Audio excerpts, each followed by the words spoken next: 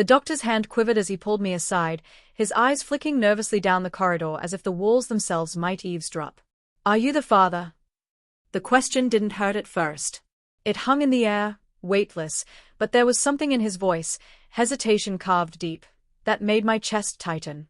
"Yes," I answered, the word coming out clipped, almost defensive. He swallowed hard. "You need to call a lawyer. And the police. Right now."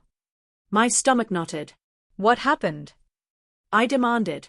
He leaned in close, his voice a rasp, as if dragged over broken glass. "Look at the baby's back. You'll understand." For a moment, I couldn't move. My legs felt bolted to the floor, my heart pounding in strange, uneven beats, like each thud was asking a question I wasn't ready to face. Somehow, I forced myself to step back into the room.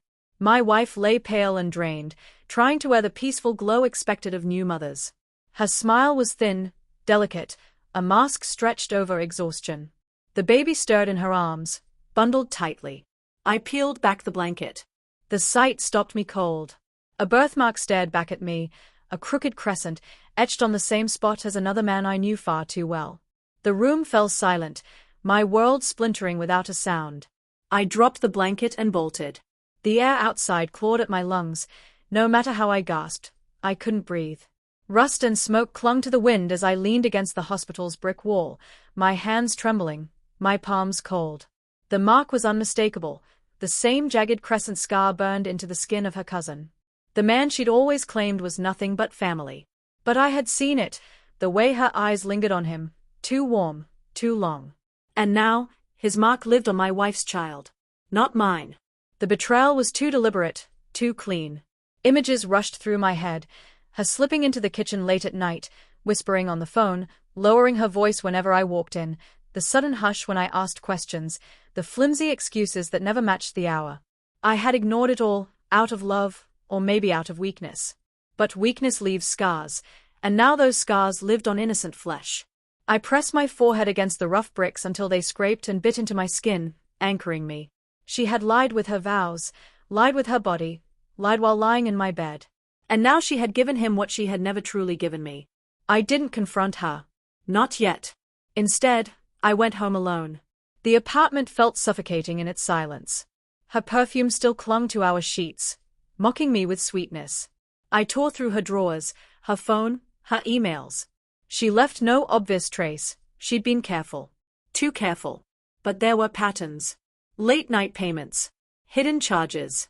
Hotel bookings under her maiden name. I traced them all, one by one, my stomach hardening with each discovery. Rage cooled into precision. Then I did what had to be done. I collected the DNA samples myself, stray hairs, a faint smear of saliva on a glass. My movements were cold, deliberate, like I was filing an execution order. I sent it off, and then I waited.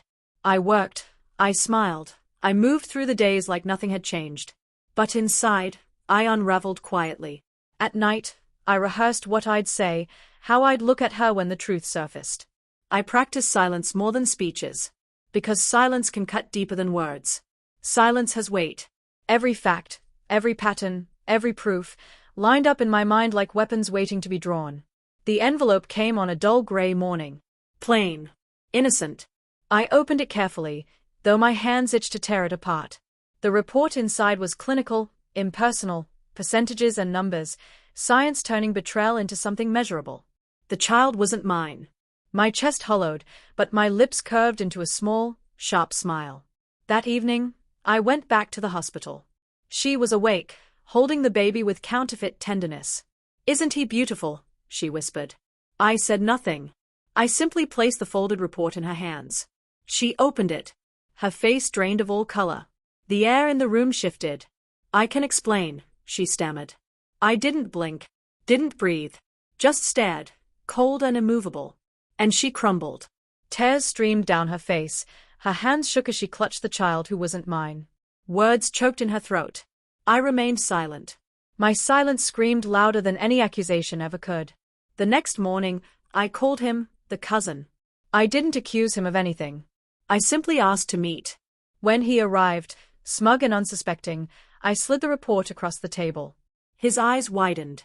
His smirk dissolved. No shouting. No fight.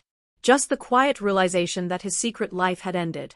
I've already filed, I said flatly. Lawyers, police, the works. By tomorrow, your name won't be whispered behind closed doors. It'll be in court records. His lips trembled. Words clawed their way up his throat, but I didn't stick around to hear them. I stood, walked out, leaving him to drown in the ruin he'd built. When I returned home, the apartment felt different. Empty, yes, but no longer suffocating.